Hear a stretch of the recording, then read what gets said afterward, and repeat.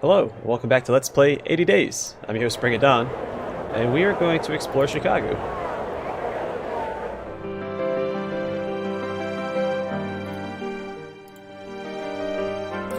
Alright, so we get to Atlanta.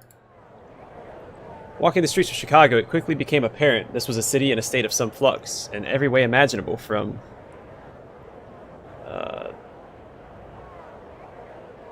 strong winds blowing down the wide streets. They caused swirling dirt clouds, and one could briefly mistake for passerby in long coats, to the arrangements of the city blocks themselves, for the blocks, I discovered, were in motion. As I fought the wind, I was forced to stop more than once to make way for a family home set on rollers, moving like a strange, gigantic snail, while its occupants calmly ate their dinner at the window as they went. A sign propped up on the veranda read, J.S. McIntyre, Esquire, House Movers. A man on the sidewalk beside me cursed under his breath. They act like they own the road, he muttered. Surely it's hard for them to stop. Oh, no, hold on. Are you suggesting this is a common occurrence? I demanded, staring away as the building took a left turn across busy traffic. It's the seventh one of these I've dodged today, the man grumbled. They're supposed to go to Van Buren and thereabouts, but instead they cruise around on those Hickory Springs like so many lords and ladies. Where I come from, houses stay where they are placed, I told him. It was because the mayor wanted the city to be made of stone, so they fitted rollers under the wooden houses to move them out of the way. But you can't just move city folk around like cattle. They got the taste for it, see? People enjoy sunrise on the lakeshore. They go browsing the shops. Then they go out of the city for the night, all from their living rooms. I myself have traveled too much, I remarked, and would enjoy staying put. Well, maybe you would. You haven't seen what it's like out of the center. It's a swamp out there. Should have never built a city here at all, if you asked me, but no one did, of course. With that, he slumped away across the road. I returned to Monsieur Fogg, and a coffee house sometime later, but only to find the city was not tired of toying with me yet. The establishment, which had been normally positioned when I left, now required a ladder to enter, having been raised several feet into the air by a team of men with hefty jack screws.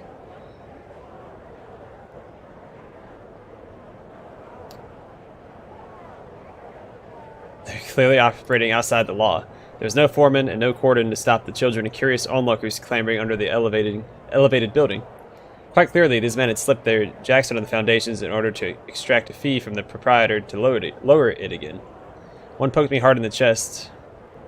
You just run into Chicago's most notorious work gang, he declared. We run this town. Are you going to move the building? I asked. Nope, the man replied. We're going to jack it up another 6 inches every 10 minutes. This miser here doesn't pay his rent.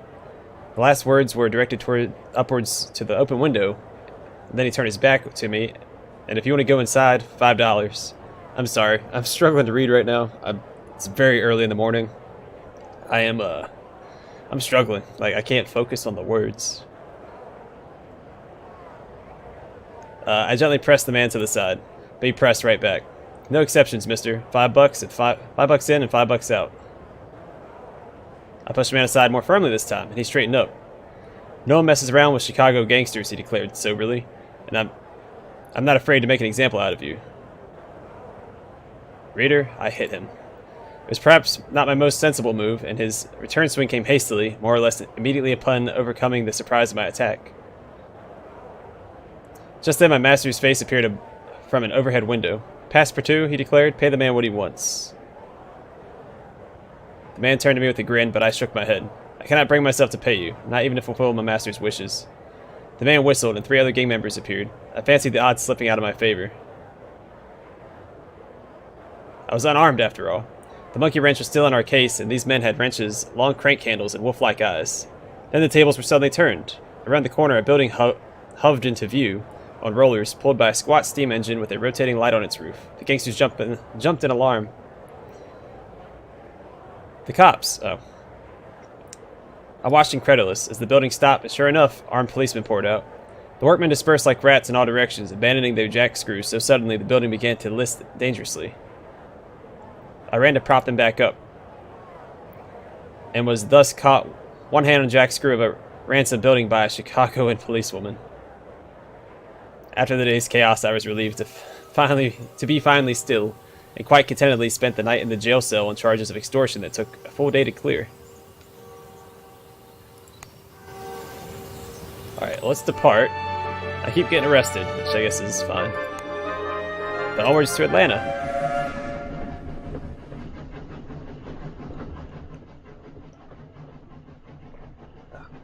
Excuse me. My master paced the floor of the Chicago station ticket hall in a state I can only describe as agitation, as we attempted to work out what train we were supposed to be getting on to. They have, he remarked to me, with somewhat less than his usual cool, made something of a conundrum of their train system. What is the problem, monsieur? I asked, somewhat amused by his annoyance. The station has a rather remarkable number of platforms, he replied, and very little instruction for the casual traveler as to which their train might be departing from. While he cogitated, I stopped a passing porter and inquired if he could aid us. Of course I can, sir, the man replied cheerfully. Platform 12 for Atlanta, but you better hurry. I thanked him, and then dragged my master away from the timetable board, where we caught the train with mere seconds to spare. Oh, who's this? Greetings, monsieur. Yes, young man. Atlanta was burned down in fire towards the end of the war, as not yet recovered. Atlanta to Washington? No idea, but I know some buyers will pay well for geomet. Okay. Yeah. Missing all of, We headed away from Chicago and into the wilderness. Told you I can't read today. We headed away from Chicago and into the wild wilderness of America. Endless meadows stretched away in all directions, broken only by dense patches of forest. Once I saw a lumbering shadow, almost certainly a bear. I gripped my seat with white knuckles until we were several miles further along. I have, as I may have mentioned, a particular fear of bears. Around the middle of the day, we passed a well-tilled area, set with triangular cloth houses. I looked with some interest, seeing a few people moving about their village. A child waved at the train as it passed, but their mother quickly snatched their hand down. Then, in a flash, they were gone, erased by the movement of the train.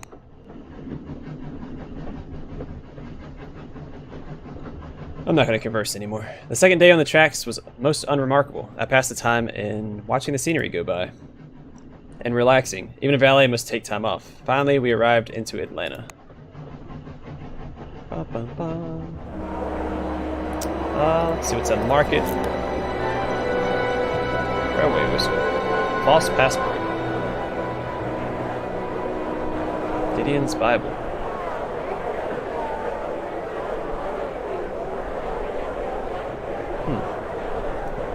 We might not need these anymore. The Ushanka and the fur coat, considering we are now...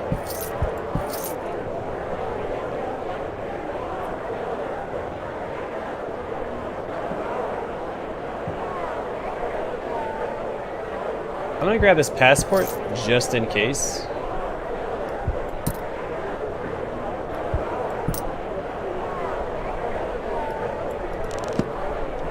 Alright, let's explore for a few hours.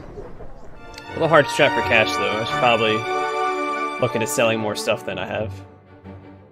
Alright, so we go up to Washington, New York. Atlanta, at the heart of Georgia, is a busy city with construction on every corner.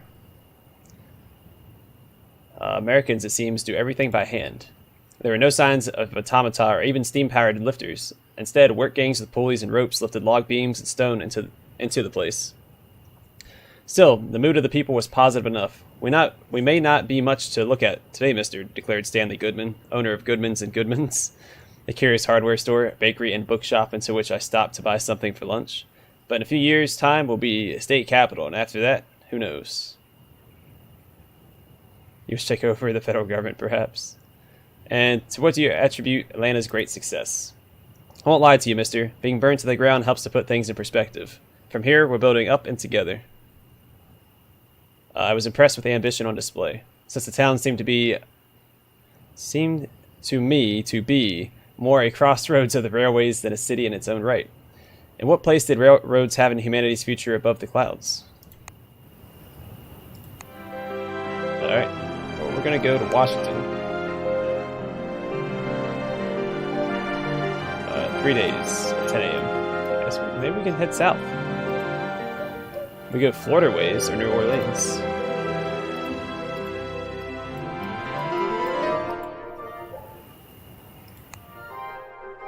It's late at night, so we go to Florida. Not a big fan of Florida, though.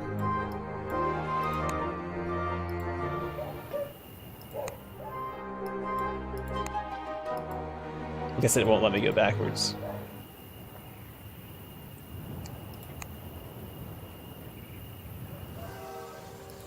As night fell, I washed it. Let's see. I washed and hung our linen to better ready us for our inevitable departure. All right. I do want to head to Washington instead, so I have to wait for 2 more days.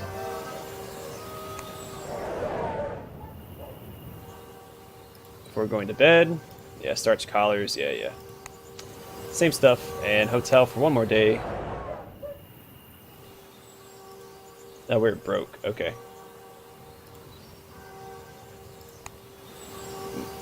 Can't go to the market yet. Doesn't open up quite yet. Screw it. Let's go. It's Washington. We boarded a fast new train called the Piedmont Airline for the trip to Washington. The countryside rolled past, like an England built on a massive scale. That's a weird sentence. Where trees grew, they formed forests, and where fields stretched, they seemed to carpet the whole world. America was clearly big. One could perhaps spend 80 days simply traveling its length and breadth, admiring the view. Tickets, please.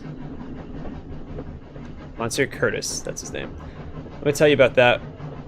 Let me tell you that one can travel aboard the Paul Revere from Washington to Ponta Delgada. It's Ponta Delgada. They grow oranges there, I think.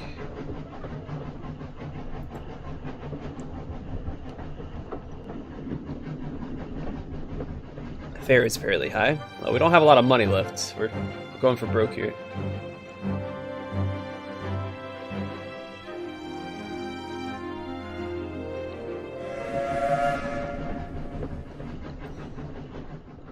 The train was as fast as advertised, and we arrived into Washington in short order and without incident. Alright, we're going to call it here, because I don't want to risk going over. So thanks for watching, and I hope to catch y'all in the next episode, where we will explore Washington, and then I think I want to go to New York next. But we'll see. Anyway, I hope to catch you there.